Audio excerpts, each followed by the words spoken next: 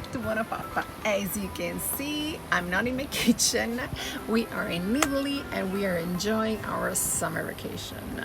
So on top of that, I'm working on a super special project for BuonaPappa that I'm sure you will love. Right now, I'm not able to share any more details with you, but don't worry, as soon as I will be able to, I will tell you everything.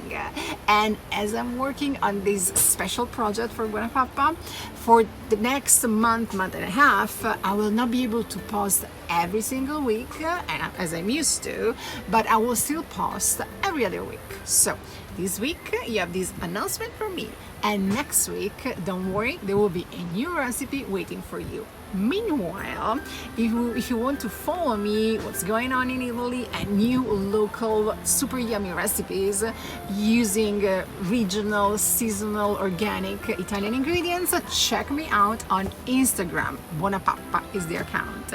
See you next week. Bye. Bye bye.